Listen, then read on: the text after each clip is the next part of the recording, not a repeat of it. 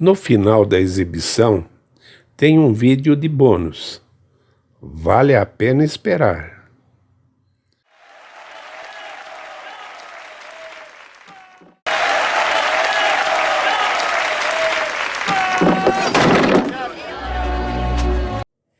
A incompetência dos governantes gera revoluções? O mito de Pareto. No início do século XX, foram amplamente investigadas quais seriam as possíveis causas das revoluções. Um desses estudiosos foi o sociólogo Vilfredo Pareto, que apresenta a revolução como um processo de circulação das elites, que ocorre quando as autoridades são incompetentes. Com isso, a sociedade perde o equilíbrio e surge uma revolução. Pareto acreditava que as revoluções tinham uma função positiva. Eram como vasos sanguíneos que traziam um novo suprimento de sangue.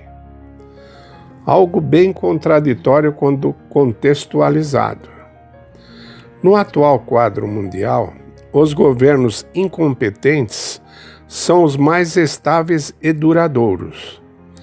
Governantes competentes como os da Suíça, Suécia e Noruega permanecem no poder por no máximo 8 anos. Já ditadores ineptos muitas vezes permanecem muito tempo no poder. Vejamos alguns exemplos. Fidel Castro, 49 anos. José Eduardo dos Santos, de Angola, 32 anos. Eudoro Mbasogo, da Guiné Equatorial, 32 anos. Robert Mugabe, do Zimbábue, 31 anos. Outro exemplo é a Coreia do Norte, que mesmo com líderes inábeis não tem greves nem manifestações.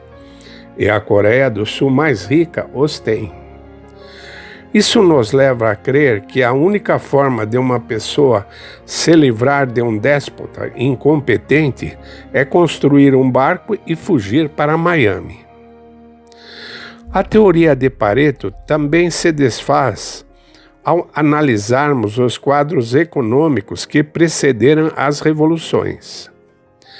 Na Inglaterra, a partir de meados do século XVI, antes da Revolução e da Guerra Civil, teve um período de rápido crescimento econômico, que trouxe progresso tanto para a agricultura como para a indústria. A França pré-revolucionária era a segunda potência mundial e tinha um crescimento econômico maior do que na Inglaterra. A Alemanha, no período anterior à Revolução de 1848, passava por um fantástico crescimento industrial e econômico. O mesmo foi observado fora da Europa, em países como o Irã e a Índia. O México, antes de 1910, era o país com maior crescimento econômico da América Latina. Tinha uma política liberal que atraiu investidores estrangeiros, que, protegidos pelo governo, investiram na indústria e na exploração de matérias-primas. Foi dado um forte impulso à mineração que modernizou a indústria têxtil, possibilitando o desenvolvimento do sistema ferroviário. Em 1910 já existiam 24 mil quilômetros de linhas ferroviárias. A Rússia, sob Nicolau II, estava passando por um período sem precedentes de prosperidade material. Entre 1894 e 1914, sua economia teve o maior crescimento do mundo, proporcionando riqueza social e bem-estar.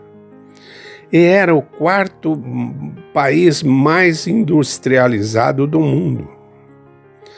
O professor da Universidade de Edimburgo, Charles Sarolea, escreveu em seu artigo A Verdade sobre os Czares.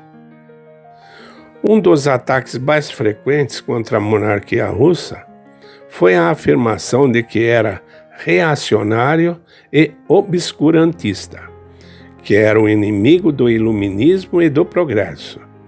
Na verdade, ele foi, com toda certeza, o governo mais progressista na Europa.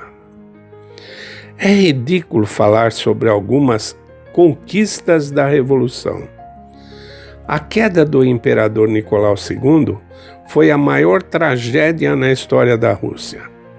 Essa fatalidade terminou com a propagação dos ideais totalitários da Internacional, o colapso do exército imperial russo, o vergonhoso Tratado de Brest-Litovsk, a escravidão de milhões de pessoas e a destruição do maior império contínuo do mundo.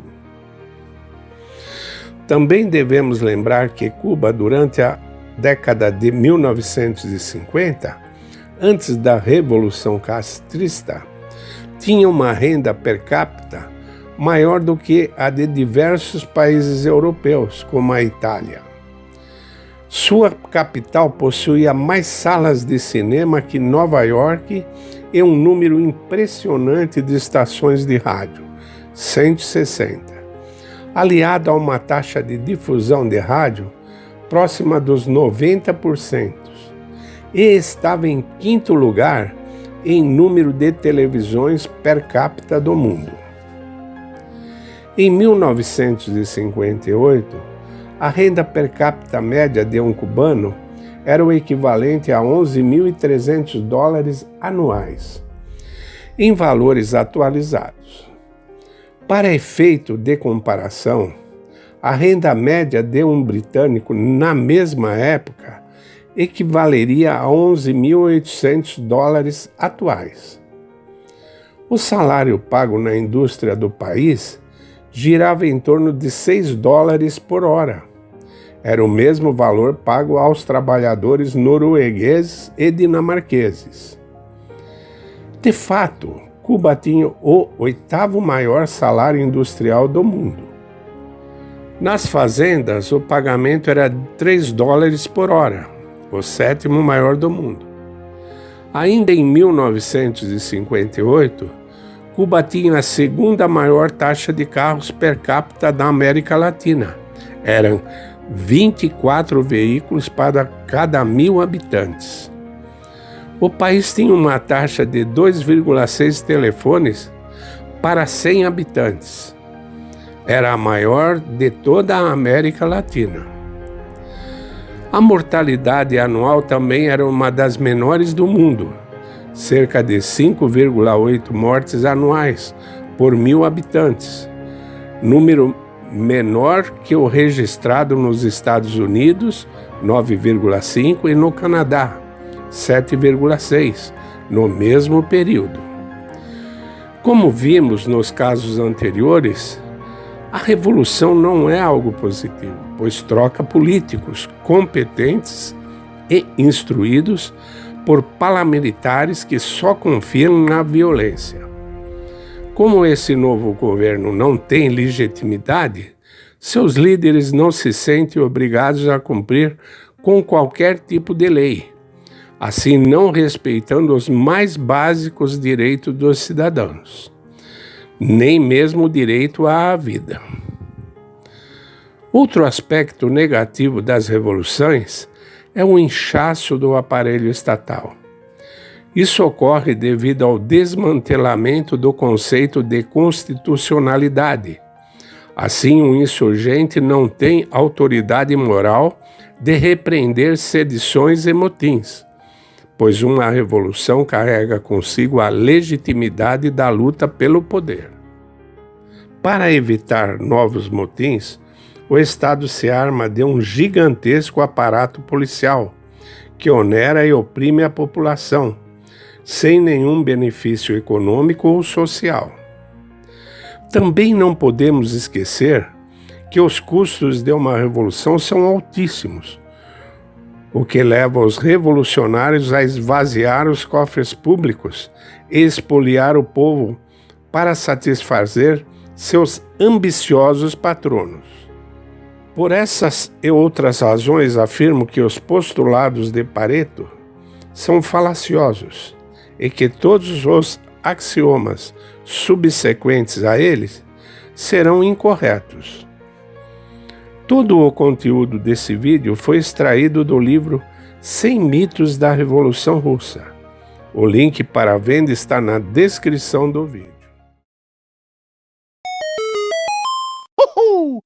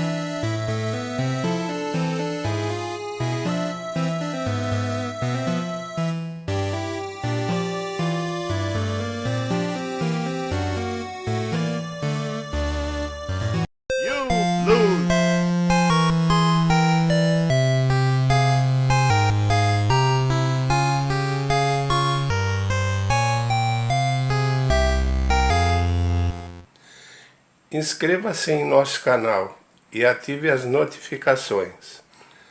Não se esqueça do like. Até o próximo vídeo.